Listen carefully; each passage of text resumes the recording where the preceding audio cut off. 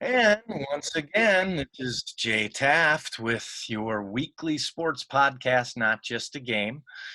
This week we have Lena-Winslow head football coach Ric Arand, and not just head football coach, but we're talking about 24 seasons, 22 state playoff appearances, I believe. Is it 24 seasons now, Rick? Yes, I think so. It's hard to keep track when you get to those numbers, but then you look at there are only 2 years when you haven't made the playoffs. You've got 4 state titles in the last 11 years, including last year. You've just been an amazing leader over there at Lena-Winslow and been able to get the best out of your boys. It's incredible. Thank you for joining us. I really appreciate it. I hope you and your family, everybody's safe and healthy right now. We are just, kind of going through the whole process like everybody else is with the whole COVID thing and, trying to beat the heat from this summer. And, so it's kind of, as they used to say, it's kind of the dog days of summer right now. And, waiting to go back to school or hopefully go back to school and waiting to hear what the IHSA and Governor Pritzker and, the Department of Health have to say about football. But, we're taking it one step at a time, one day at a time. Kids are working hard in the weight room and on the track. And, if and when we get called, we'll be ready to go, I think. Boy, there's so much up in the air. It's such a different time that we're living in right now. First, though, I want to rewind. It's such an impressive resume. Just talk a little bit about that resume a little bit. Just give us a little take on what it took to get those 4 state titles. What's your magic recipe over there in the past years? Well, if we had a recipe, I would have started baking that about 13 years before we did in 2010 and see what really shook out. But I tell you what, when I took the head coaching job 24 years ago,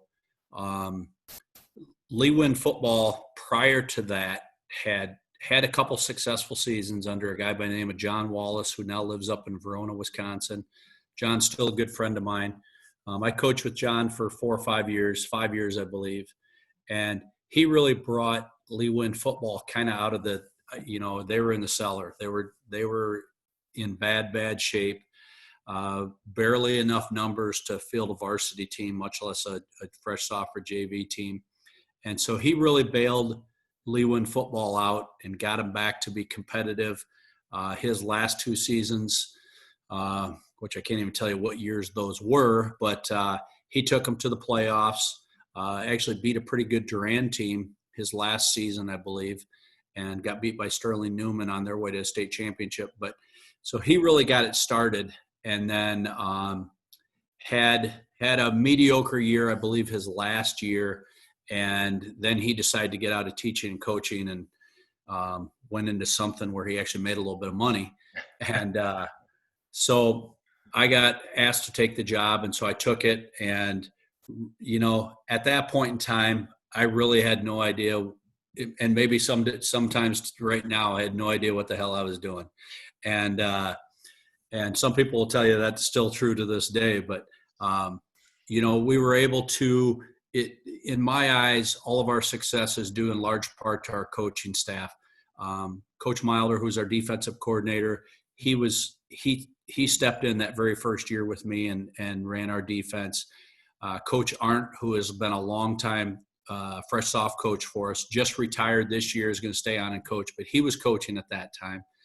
And then gradually the pieces started to fill in. And so really the coaching staff we have right now has probably been together for the better part of 20 plus years. Wow. And so, and that includes down at the junior high level as well. Coach Werhane does a great job with those kids. He's an elementary teacher, so he's very, very patient, which needs to be done at the junior high level. And so I really attribute all our success to that group of guys, of us staying together. We understand one another. there's no egos to be fought with in there, and everybody has the betterment of the program or whatever task is at hand at that time in mind.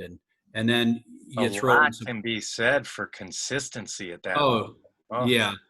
And we speak at a lot of clinics nowadays. Winning kind of does that for you. But every boys head coach in our school district is also on our football staff. So I know you get a lot of coaches complaining about their basketball coaches pushing kids to AAU. The baseball coach wants them playing baseball all summer and all spring and all fall and fall leagues. And we don't have any of those issues. During football, we play football. During basketball, we play basketball. And all of our coaches are part of the weight room. So in the summertime. And so that's really, I'll be honest with you, I think has been the key to our success. We've had some great athletes step up, but I think the coaching staff itself and the kids' willingness to really do whatever we're asking them to do has really been the key to our success. well, 215 wins says you're doing a heck of a lot right over there. And like you say, the consistency and the staff, I mean, it's almost unheard of. You just don't see it at any level to get that type of consistency for a coaching staff throughout all of the levels. It's just impressive to see. And that means, that goes from the top to the bottom. So obviously you're doing something on the top there really well. Give me a little take on last year and what made last year special, other than the fact that it was right before this crazy COVID hit. But you took that team to another state championship, and I know each one is special in its own way. Give us a little take on last year. Well, I think last year really started in 2018. We got beaten in the semifinals by a very good Forreston team. I can't take anything away from them because they went on to 40 Point, a very good Camp Point Central team, the state championship game. But our kids were, I think after that game, our kids were so disappointed in how we played and the outcome of the game. I know I was disappointed in myself. I'm still disappointed in that season. And we got beat in the semifinal game. So I think most teams would be pretty excited to make it to the semifinals. But I think two things. I think number one, we had a chip on our shoulder from the previous fall going into last year, and I think not only as a coaching staff, but the kids did. And then probably the most amazing thing about the year was I think our kids had a target on their chest from the word go. I think everybody expected with Sean Ormiston and Isaiah Bruce coming back, and two kids who now are both at the University of Iowa, and Jenny, we had two kids already committed to Iowa previous to that with Jennings Dunker and Isaiah. So I think we were kind of a marked team from the word go. And, every challenge that we encountered, our kids stepped up to and not only stepped up to the challenge, but really obliviated the competition for the most part.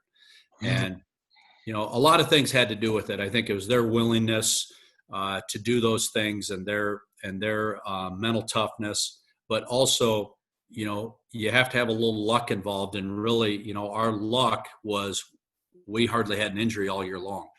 And that you don't see that happen very often. And I could go back to 2017 was the same way. We didn't have an injury really all year long. I think last year we had one starter miss one game all year long. Wow. And so there's always a little luck involved. And you had the depth too. You were a deep team, which maybe helped keep you injured. Right. And, with all that being said, and with all the, the blowouts that we had, that created a lot of playing time for kids coming into this year as well. So, hope I would love to have a chance for our kids to defend that state title this year. I think they would step up to the challenge and, give it their best shot. There'd be a lot of good teams in this area, but, God willing, I hope we have an opportunity to have a chance to do that, obviously. Yeah, for sure. Let's talk about that shortly. Isaiah Bruce, such a beast. You stand next to the kid, and you feel like he's two kids. Um, where are they gonna put him? He could play 5, 6 different positions, maybe even at the next level with the Hawkeyes. Yeah,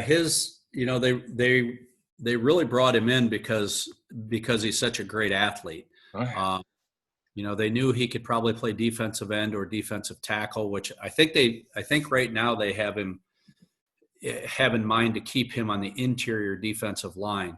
Okay. Because He's they so like big. his speed, they like his explosiveness, and yeah, I think he's up in the 280s, 285 right now Yeah. out there. And but the thing about Isaiah is, when Iowa started recruiting him as a sophomore, he was about 220 pounds, and he was probably the second fastest kid on our team behind Ravion Valentine at that Wow. time.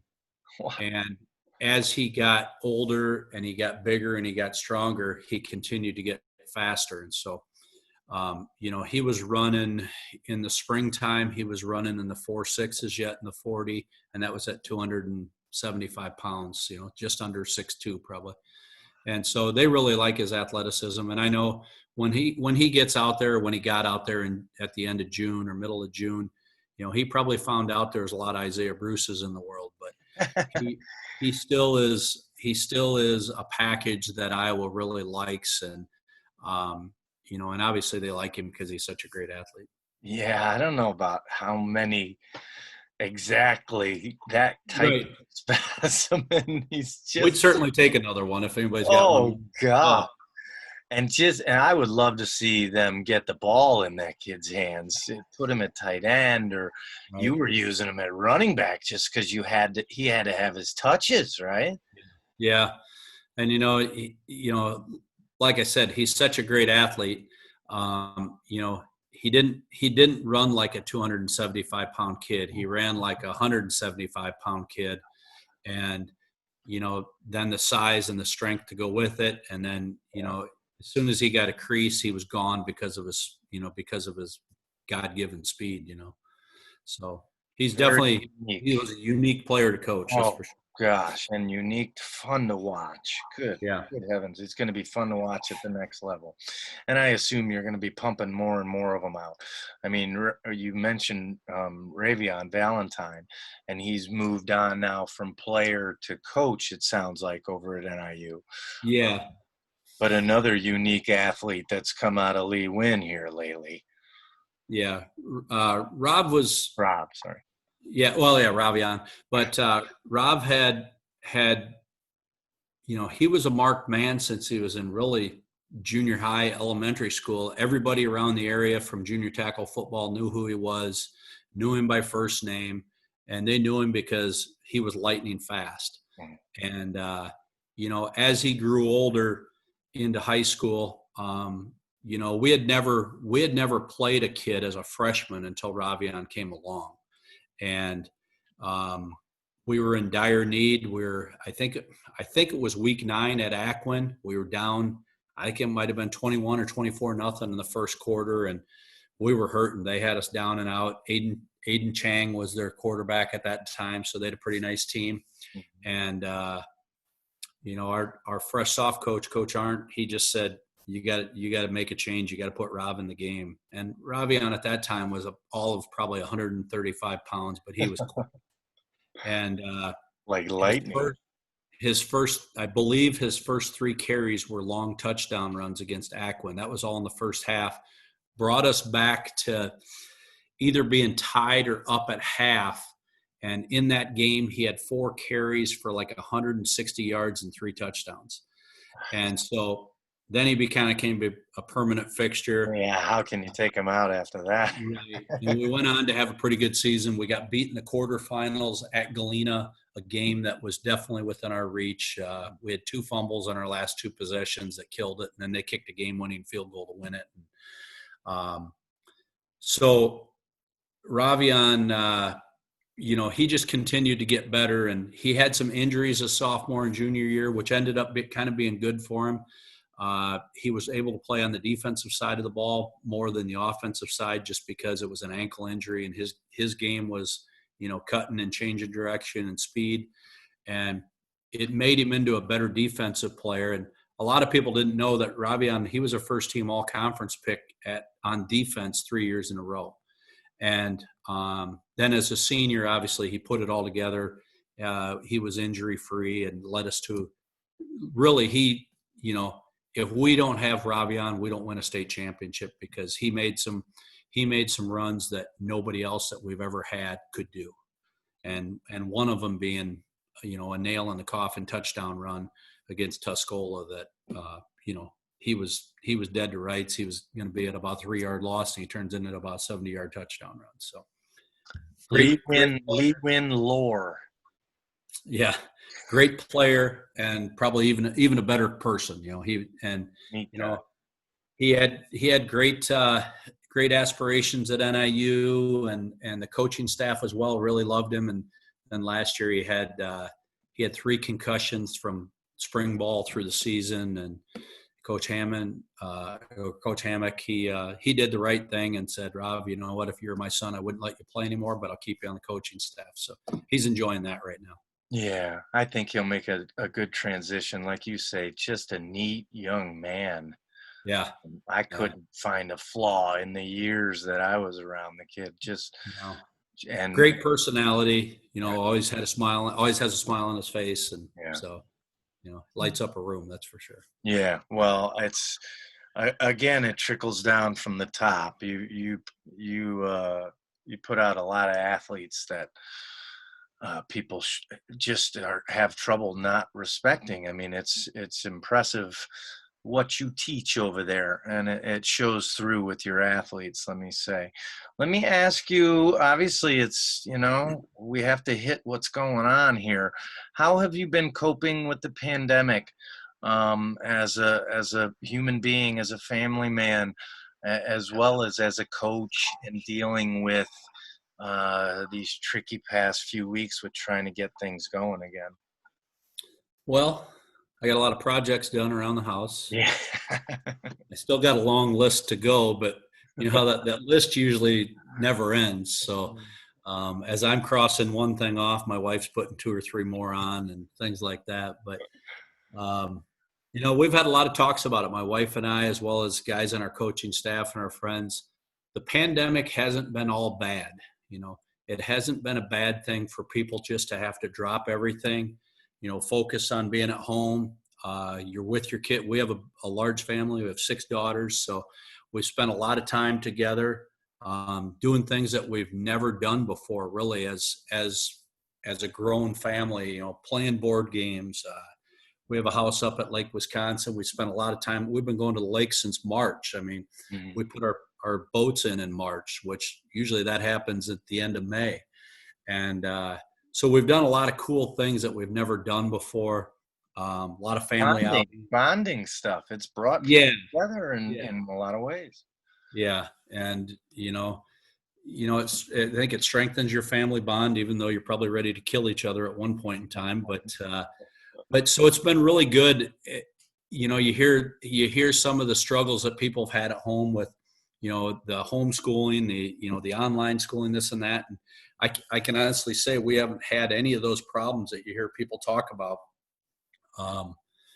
It's been really good from that standpoint. And then I think from the athletic side of it, I think and my family's guilty of it too. You play travel softball, you play club volleyball, baseball, AAU basketball. We've done it all as well. And so you're constantly on the run. And I think just all of those things being dropped at one time and people being able to focus on their families, I don't think that has been a bad thing. And, maybe that's somebody telling us that, hey, you got to slow things down in life a little bit too, And so that's a perspective for this. And there, you really can see it out there. Yeah. Well, we haven't missed any of that hustle and bustle. You're running from one practice to the next, and dinner's on the stove or in the oven, and you eat it when you get there, and you might have to throw it in the microwave, or you never eat together, and now here everybody's together all the time. So So I haven't missed that kind of stuff. And How old are your daughters, Rick? well, they're all out of high school now except for one. Maya will be in 7th grade this year, so she's Youngest. got a lot of older sisters to look up to and things like that. But so, and even our older kids, they're working from home now, so they're around a little bit more. I've got one out at Iowa State yet going to school, but she's been around more just because of the whole COVID thing. And so we have, even though they're working, some of them are in their own, adult lives now. You see more of them and things like that. But from a football coaching standpoint, I probably have spent more time with football stuff since March than I ever have, just because you've got that time, you're at home. I've had coaches contacting me. I was telling you, I've done a little bit of this Zoom stuff, and we use Google at school, so we do Google Meets and things like that. But talking with coaches from, around the state over the phone or through Zoom or through Google, we've done a lot of that. So it has had my brain thinking more football than I usually do during that time. Usually focused on going to, one of the girls' things or whatever. But as far as our kids, our players, our school has gone, our kids have been working pretty hard for the most part. Even dating back to March, we did some different things that I'm sure other schools were doing too, but I was sending them workouts, over online, and they were doing them. We bought additional exercise bands and issued those out to the kids, and they were doing workouts from home, just off their computer that we had set up, and then some of them were still working out at home. They converted their garage into a weight room. We have several cases of that, and they had their own little groups of 3, 4, 5 guys that were working out every day. I know Coach Rickles, our track coach, was giving out speed workouts like crazy. The kids were getting on the track and working out. And so when we finally came back to the weight room, it really wasn't much of a change from what we had done in the past, because the kids were for the most part, they were working out anyway. The only change was we didn't have 35 or 40 kids in the weight room all at one time. We had 8 and a couple of coaches, because 10 and under thing.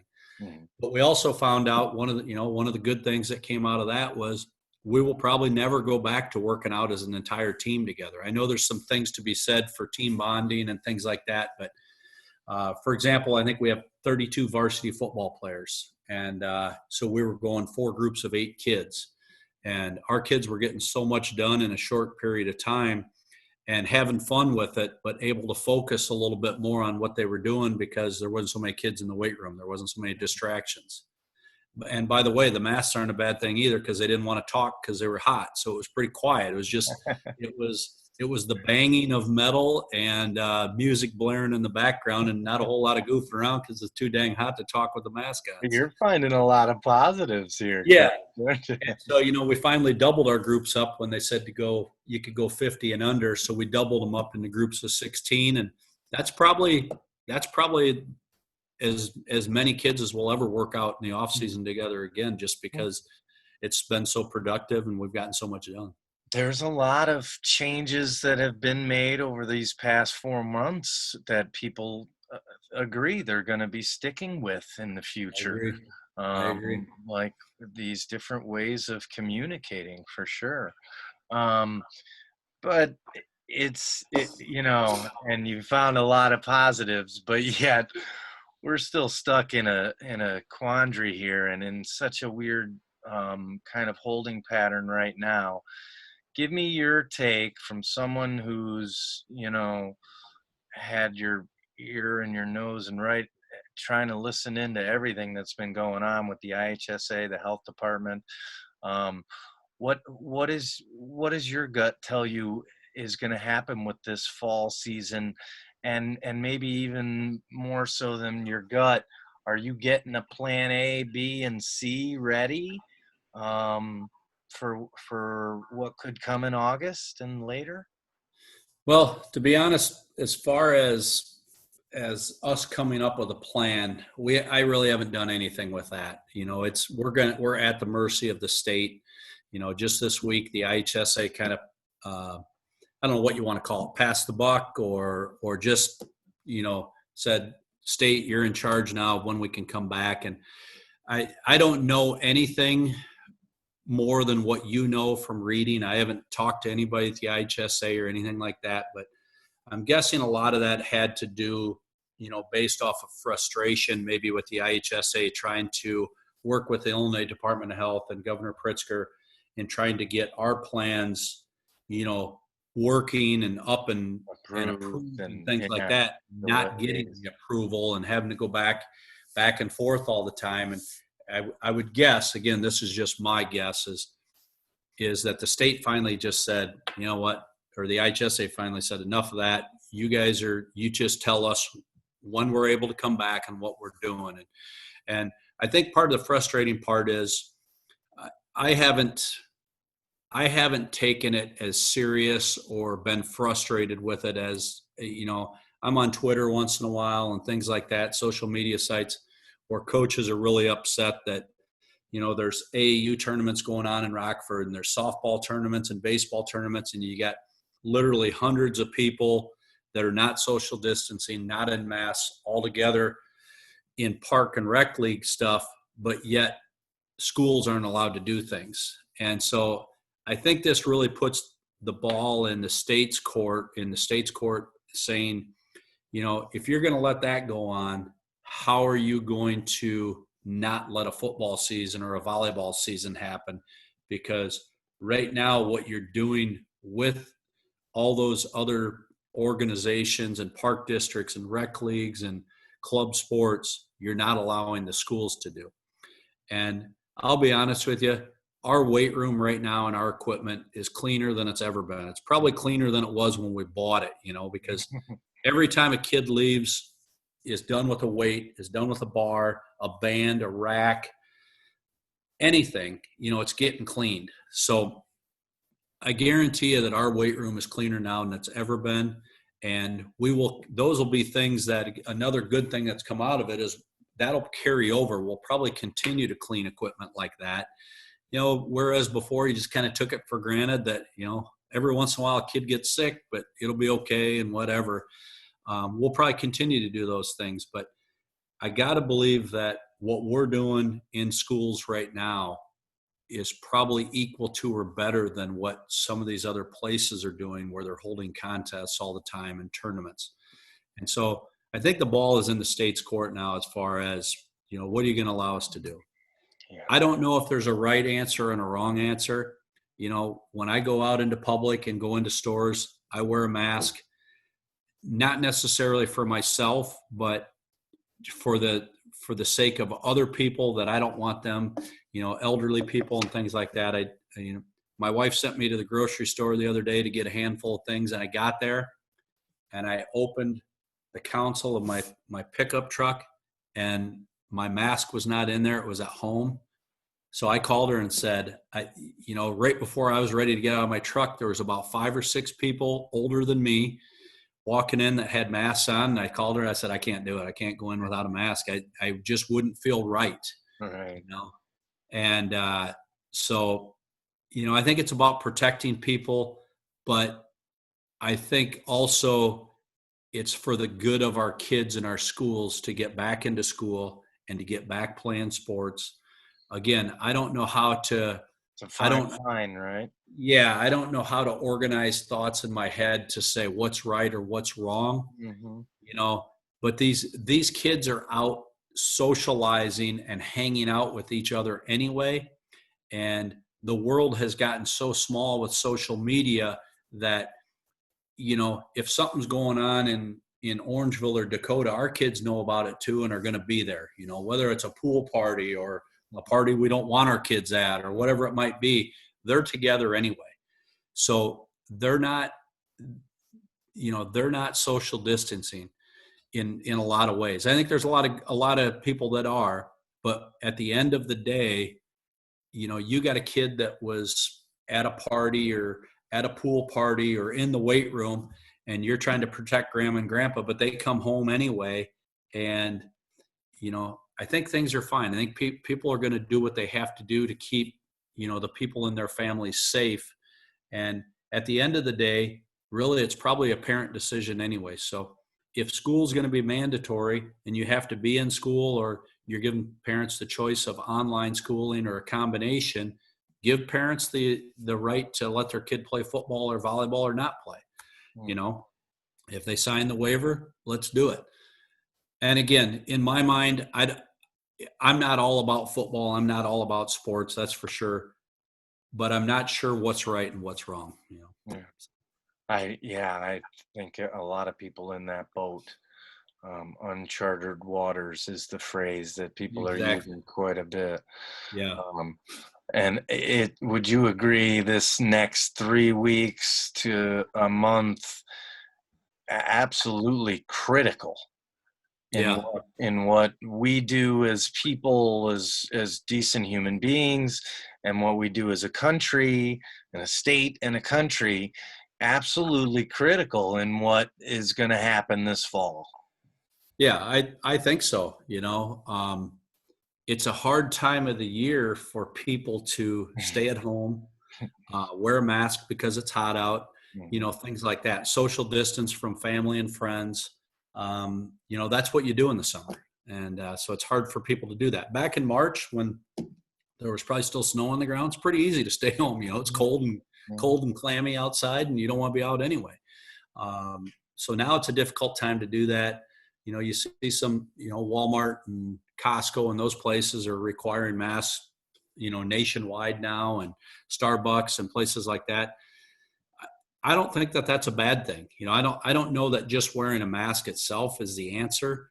But I don't think it's a bad thing either. And again, like I said, I'm not worried about myself. I'm worried about what I'm going to do to somebody else. And, I agree. In my mind, it's whatever I can do to slow or stop this, right, to get exactly. our kids back to normal, to get our lives a little bit back to normal, whatever it takes. Yeah. And here we go. Over the next few weeks, we're going to see if people get it. We're going to see if the virus gets it. I don't know. Right. I Yeah. don't know. Ric Arand, you've been a great guest. I knew you would be. I really appreciate it. Lena-Winslow, head football coach, 4-time state championship head coach. Ric, thank you so much. Stay safe. Thanks for having me on. This was fun. It's good to get to talk to somebody you don't get to talk to much, and I appreciate it. talk football and talk school, and Let's get together again soon and talk a lot more football. that'd be great. That'd be All great. right. Thank you, Coach, and stay safe. Yeah. Thank you.